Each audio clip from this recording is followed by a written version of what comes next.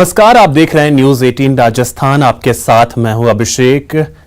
खबर तो खास है, और खास क्यों है आप देखेंगे तो आप भी समझ ही जाएंगे, क्योंकि यह खबर कुछ खास है, कुछ अलग है, प्रेरणा देने वाली है। वो खबर जिसे जानना जरूरी है। तो चलिए चलते हैं खबर तो खास है के सफर पर।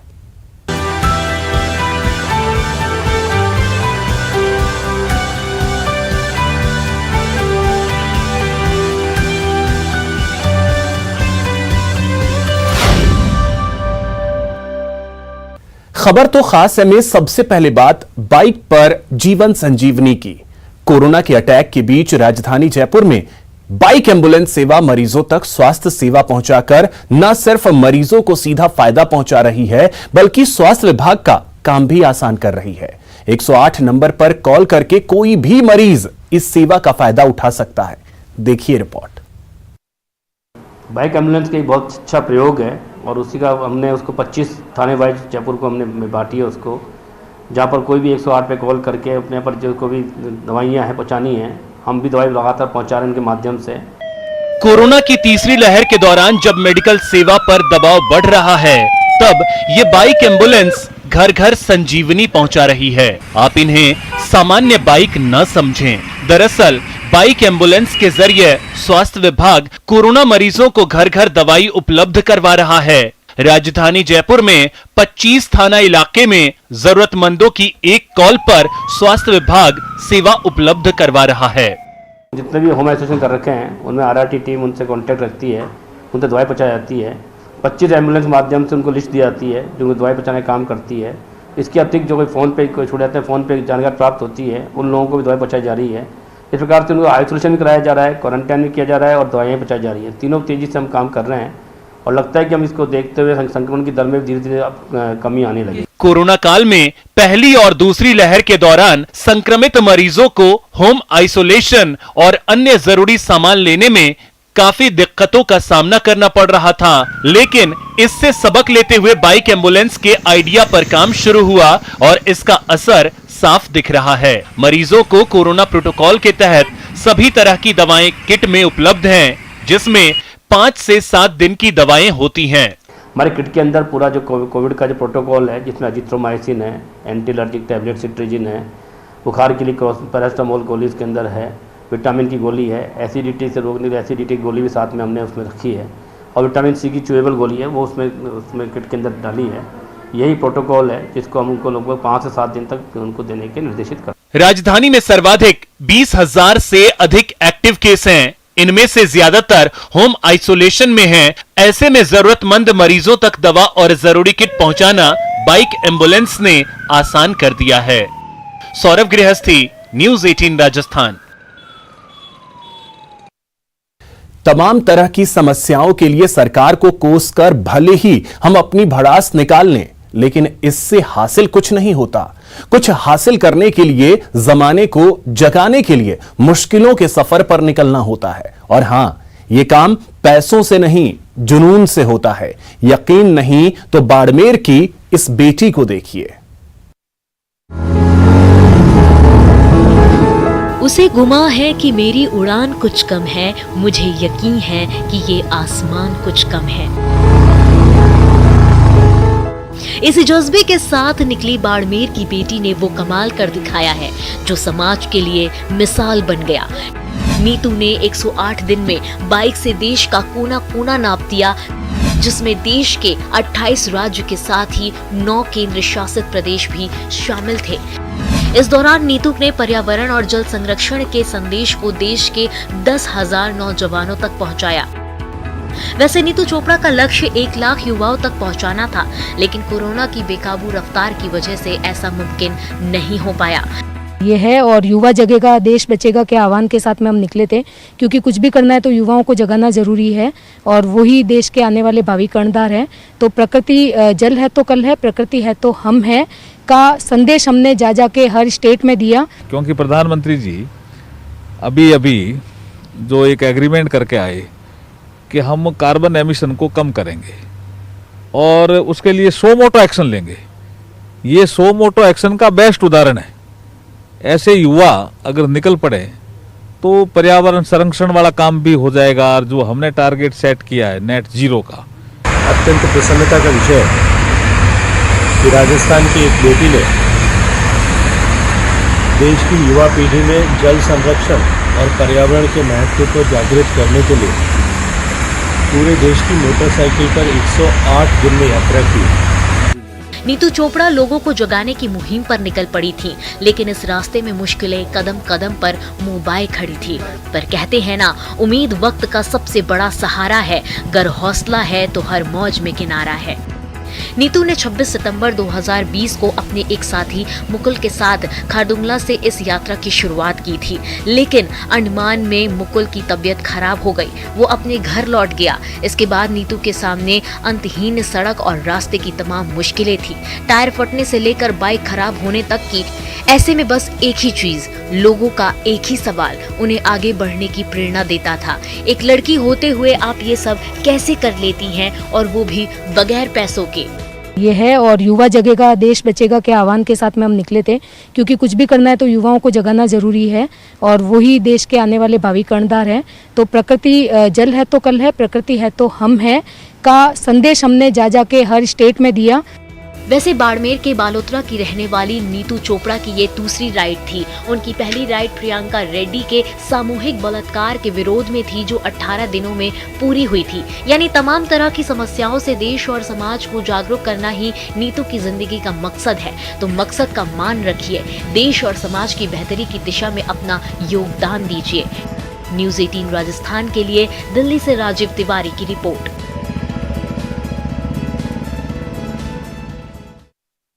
रेगिस्तान नाम सुनते ही जैसलमेर और बाड़मेर की तस्वीर जहन में दौड़ जाती है, लेकिन अब आप राजधानी जयपुर में भी रेगिस्तान का एहसास कर सकेंगे। जी हां, राजधानी के डेजर्ट पार्क यानी किशनबाग में, और अब इस डेजर्ट पार्क का और विस्तार किया जा रहा है। पिंक सिटी में नया टूरिस्ट स्पॉट, जयपुर में प्री वेडिंग शूट का नया ठिकाना, वीकेंड मस्ती का नया अड्डा, राजधानी में रेगिस्तान सा एहसास, पिंक सिटी में डेजर्ट पार्क। बेहद कम समय में पिंक सिटी का डेजर्ट पार्क टूरिस्टों की पहली पसंद बन गया है। देश प्रदेश की बात तो छोड़ ही दीजिए, इसकी ख्याति अब विदेशों में भी फैल रही है। जमाना डिजिटल का है, लिहाजा सोशल मीडिया पर किशनबाग के ही चर्चे हैं। इस पार्क को प्रायोगिक तौर पर शुरू किया गया था 5 हेक्टेयर में, लेकिन अब योजना है इसे 60 हेक्टेयर में विस्तार करने की।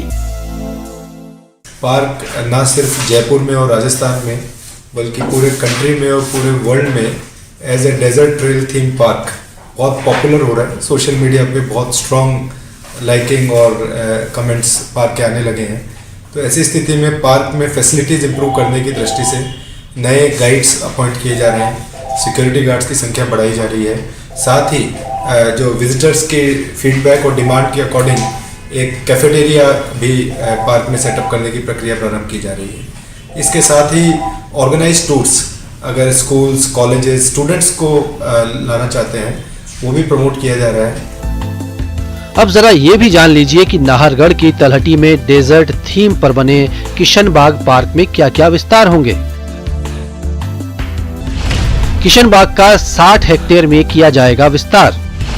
पार्क में सभी कर्मचारियों का एक ड्रेस कोड होगा। हर कर्मचारी के पास पहचान पत्र होगा। एंट्री के अलावा एग्जिट गेट भी अलग से होगा। पार्क को नो स्मोकिंग जोन घोषित किया जाएगा। विजिटर्स की डिमांड पर पार्क में कैफेटेरिया खोला जाएगा। आर्ट कल्चर को प्रमोट करने के लिए प्रदर्शनी लगेगी। व्यावसायिक गतिविधियों के लिए भी हो सकेगा इस्तेमाल।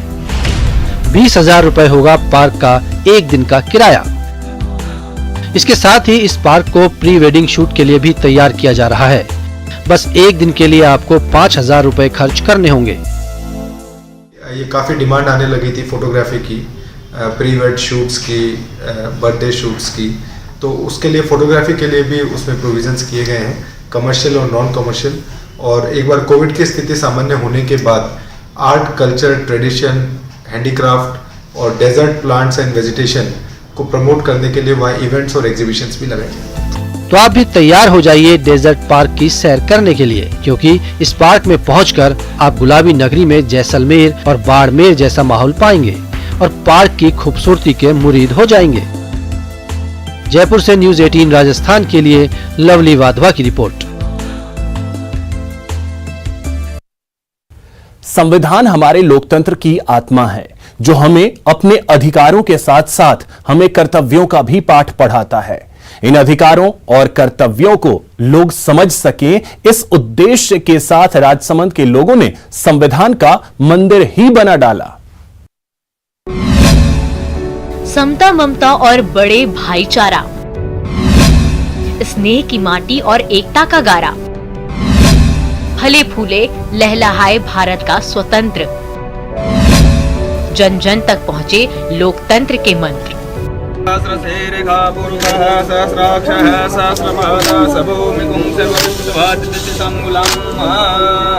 कन्याकुमारी से लेकर जम्मू कश्मीर तक, पूरब से लेकर पश्चिम तक कई संस्कृतियों के बावजूद हमारे महान भारत की एकता को बनाए रखने में जिस चीज की सबसे बड़ी भूमिका है वो निसंदेह हमारा संविधान है। तभी तो संविधान को हमारे लोकतंत्र की आत्मा कहा जाता है। लोकतंत्र के मंत्र जन जन तक पहुँचे, इसी पवित्र उद्देश्य के साथ राजस्थान में संविधान का मंदिर बनाया गया। भामाखेड़ा गाँव में बने संविधान के मंदिर का समारोह पूर्वक लोकार्पण किया गया। पूजा अर्चना के बाद शुभ मुहूर्त में संविधान की पुस्तक को मंदिर में स्थापित किया गया। इस मंदिर का निर्माण राजसमंद के पूर्व विधायक और एयरफोर्स के रिटायर बंशीलाल गहलोत की प्रेरणा से हुआ है।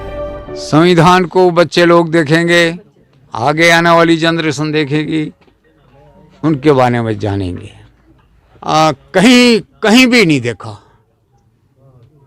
केवल दिमाग में ही मेरे को 4 बजे रात को आई थी जब बिठाने के विचार हुआ, और कहीं संविधान का तो कहीं देखा नहीं।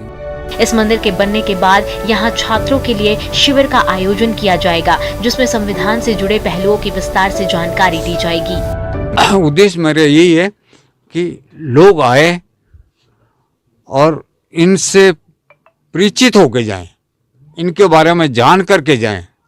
क्या है संविधान, क्या है, क्यों हम आवश्यक हैं हिंदुस्तान के लिए, क्यों पब्लिक को इतना ठीक से चला रहा है ये। तो एक तो लोग सीखें देख कर। इसका योगदान रहेगा शिविर जो लगाए जाएंगे और कई क्लासेज यहाँ होगी। हमारा लोकतंत्र और समृद्ध बने, लोग अपने अधिकारों और कर्तव्यों के प्रति जागरूक बने, इसके लिए जरूरी है कि हमें अपने संविधान में निहित तत्वों की जानकारी हो। बेशक संविधान का ये मंदिर इस दिशा में अहम भूमिका निभाएगा। न्यूज़ 18 राजस्थान के लिए राजसमंद से अलकेश सनर की रिपोर्ट। यहां वक्त हो चला एक छोटे से ब्रेक का।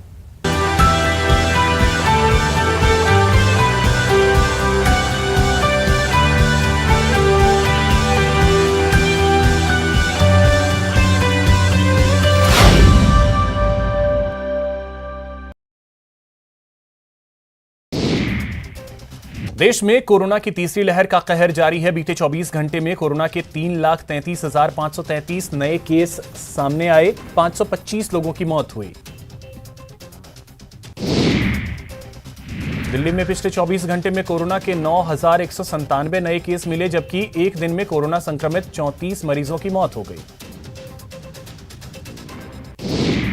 मरुधरा में कोरोना का कोहराम जारी है। बीते 24 घंटे में कोरोना के 14,112 नए पॉजिटिव केस मिले, वहीं 19 लोगों की मौत हुई।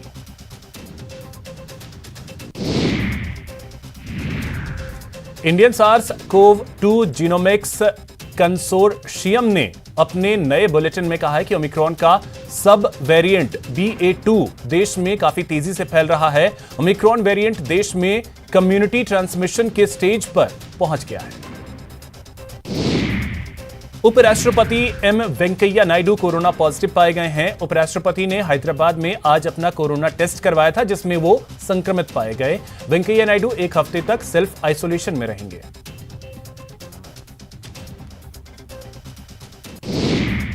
प्रधानमंत्री नरेंद्र मोदी ने नेताजी सुभाष चंद्र बोस की 125वीं जयंती पर उनकी प्रतिमा का होलोग्राम का अनावरण किया। इंडिया गेट पर इसी जगह नेताजी की 28 फीट ऊंची और 6 फीट चौड़ी प्रतिमा लगाई जाएगी। इस मौके पर पीएम मोदी ने बोस की जयंती को पराक्रम दिवस के रूप में मनाने की घोषणा की। साथ ही नेताजी के नाम पर आपदा प्रबंधन पुरस्कारों की भी घोषणा की। प्रधानमंत्री ने कहा कि आजाद भारत के लक्ष्य को पूरा करने का समय है, कोई ताकत हमें आगे बढ़ने से नहीं रोक सकती। पश्चिम बंगाल की मुख्यमंत्री ममता बनर्जी ने नेताजी सुभाष चंद्र बोस की जयंती पर राष्ट्रीय अवकाश की मांग उठाई है। ममता ने केंद्र सरकार से 23 जनवरी को राष्ट्रीय अवकाश घोषित करने की मांग की। नेताजी की 125वीं जयंती के मौके पर सीएम गहलोत ने बीजेपी और आरएसएस पर जोरदार हमला बोला। जयपुर में वर्चुअल कार्यक्रम के दौरान गहलोत ने कहा, इन लोगों की आजादी के आंदोलन में कोई भूमिका नहीं रही है और न ही इनका एक भी व्यक्ति जेल गया। पंजाब के पूर्व मुख्यमंत्री और पंजाब लोक कांग्रेस के प्रमुख कैप्टन अमरिंदर सिंह ने 22 प्रत्याशियों की पहली लिस्ट जारी कर दी है। कैप्टन अमरिंदर पटियाला शहरी सीट से चुनाव लड़ेंगे। समाजवादी पार्टी के अध्यक्ष अखिलेश यादव ने महिलाओं के मुद्दे पर बीजेपी को घेरा है। अखिलेश ने कहा, आज यूपी में सबसे ज्यादा महिलाएं असुरक्षित हैं। केंद्रीय मंत्री अनुराग ठाकुर ने सपा अध्यक्ष अखिलेश यादव पर निशाना साधा। अनुराग ने शायराना अंदाज में तंज कसते हुए कहा कि आज वे कहते हैं कि ये नई सपा है, मैं कहता हूं 10 मार्च को अखिलेश जी कहेंगे ईवीएम बेवफा है। चिकित्सा मंत्री परसादी लाल मीणा ने दौसा के मंडावरी में जनसुनवाई की। परसादी लाल मीणा ने कहा कि गहलोत सरकार में कोविड-19 का बेहतर मैनेजमेंट किया जा रहा है। स्वायत्त शासन मंत्री शांति धारीवाल ने कोटा दौरे पर विकास कार्यों का निरीक्षण किया। धारीवाल ने नाव पर सवार होकर चंबल नदी का भी जायजा लिया। जयपुर के चौमू पहुंचे बीजेपी प्रदेश अध्यक्ष सतीश पूनिया ने गहलोत सरकार पर निशाना साधा। पूनिया ने कहा कि प्रदेश सरकार अलवर कांड पर शुरू से लीपापोती कर रही है, वहीं किसानों के साथ भी वादा खिलाफी कर रही है।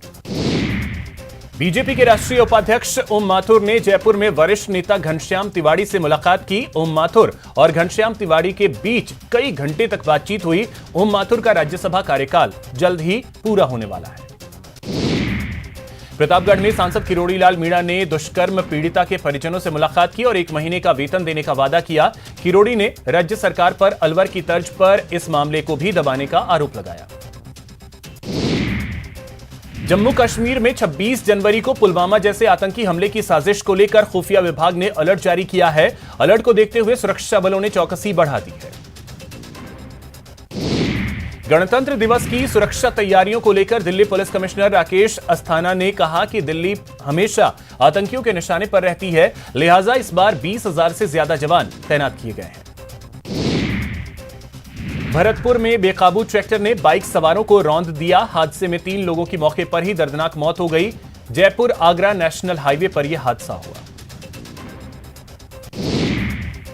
झालावाड़ के सांडस गांव में बेकाबू बाइक मकान से जा टकराई। हादसे में बाइक सवार दोनों युवकों की मौत हो गई। उदयपुर की गोडन कला सरपंच की पिटाई का वीडियो वायरल हो रहा है। वीडियो में गांव की एक महिला सरपंच को पीटती हुई नजर आ रही है। कोटा में आग का तांडव देखने को मिला। यहां शॉर्ट सर्किट से मोटर्स पार्ट्स की दुकान में भीषण आग लग गई। कोटा में शिक्षा अधिकारी रह चुकी बेटी की मौत के गम में डूबी 95 वर्षीय करोड़पति महिला एक पैसे के लिए तरस रही है। महिला ने एक ब्रेक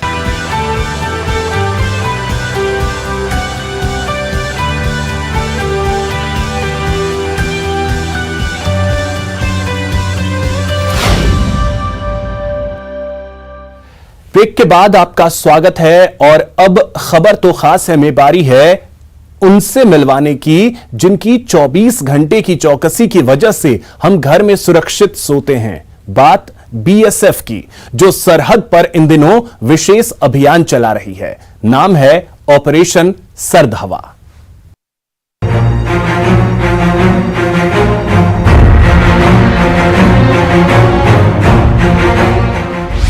सर्दी और कोहरे का कहर है, फिर भी चप्पे चप्पे पर चौकस नजर है। धुंध का फायदा उठाने की कोशिश बेकार है, क्योंकि पल पल सतर्क सरहद के पहरेदार हैं। 26 जनवरी वो खास तारीख है जब हमारा अपना संविधान लागू हुआ और हम प्रशासनिक रूप से स्वतंत्र हुए। जाहिर है ये हमारे लिए बड़ा मौका है। इसलिए 73वें गणतंत्र दिवस की तैयारियां पूरे देश में जोर शोर से चल रही हैं। राजधानी दिल्ली के राजपथ पर होने वाली परेड की रिहर्सल चल रही है तो सुरक्षा भी चाक चौबंद की जा रही है। वहीं बॉर्डर पार से होने वाली किसी भी हिमाकत को रोकने के लिए बीएसएफ भी मुस्तैद है। सर्दी और धुंध की आड़ में दुश्मन के नापाक मंसूबों को ध्वस्त करने के लिए बीएसएफ ऑपरेशन सर्द हवा शुरू करने जा रहा है। 22 जनवरी से शुरू होने वाला ये विशेष निगरानी अभियान 28 जनवरी तक चलेगा। इस खास अभियान के तहत जैसलमेर से लगती सरहद की चौकसी भी बढ़ा दी जाएगी। इस दौरान तारबंदी के आसपास नफरी बढ़ा दी जाएगी। बीएसएफ के जवान 24 घंटे सरहद की निगरानी तो करेंगे ही, साथ ही जवानों की हौसला अफजाई के लिए अधिकारी भी तैनात रहेंगे। दरअसल इन दिनों सरहदी इलाकों में सर्दी का खासा असर देखने को मिलता है। साथ ही देर रात से सुबह तक धुंध भी छाई रहती है। इस धुंध का फायदा उठाकर कोई घुसपैठ न हो, इसके लिए बीएसएफ की ओर से ऑपरेशन सर्द हवा के तहत सजग रहते हुए कड़ी निगरानी की जाती है। ऑपरेशन सर्द हवा के दौरान कैमल पेट्रोलिंग भी बढ़ा दी जाएगी। साथ ही आम दिनों के मुकाबले पेट्रोलिंग की संख्या भी बढ़ा दी जाएगी। इसके अलावा इस दौरान खुर्रा चेकिंग तेज कर दी जाती है। साथ ही बीएसएफ का इंटेलिजेंस विंग भी सक्रिय हो जाता है और दूसरी खुफिया एजेंसियों के साथ तालमेल बनाकर दुश्मन की हर संदिग्ध गतिविधि पर नजर रखी जाती है। बता दें कि बीएसएफ हर साल गर्मी के मौसम में ऑपरेशन गर्म हवा और सर्दी के मौसम में ऑपरेशन सर्द हवा चलाता है, ताकि विपरीत मौसम का फायदा उठाकर दुश्मन अपने नापाक इरादों में कामयाब न हो पाए। न्यूज़ 18 राजस्थान के लिए जैसलमेर से श्रीकांत व्यास की रिपोर्ट। कड़ाके की ठंड और कोहरे में भी अगर भारत पाक सीमा पर बीएसएफ जवानों के लिए ऊंट ही सबसे बड़े साथी साबित हो रहे हैं, तो इसकी एक खास वजह है। क्या है वो वजह, देखिए इस रिपोर्ट में।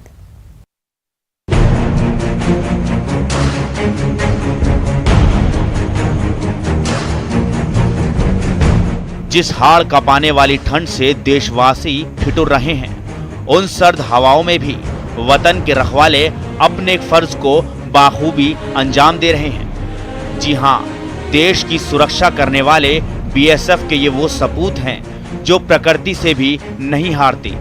देश में ऐसी कोई जगह नहीं जहां बीएसएफ ने प्रकृति को नहीं हराया, अपनी मौजूदगी नहीं दर्ज कराई।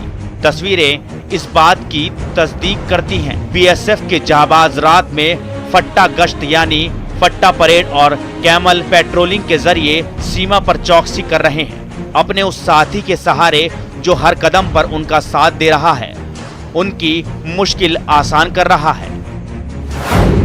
रेगिस्तान के जहाज पर बीएसएफ को नाज, सबसे जुदा है बेजुबानों का अंदाज। ऊंटों की ताकत के आगे मशीनों की हुई हार। ऊंटों की नफरी बढ़ाने पर बीएसएफ कर रहा विचार। सरहद की हिफाजत में बीएसएफ के साथ कदम ताल करने वाले ये वो बेजुबान हैं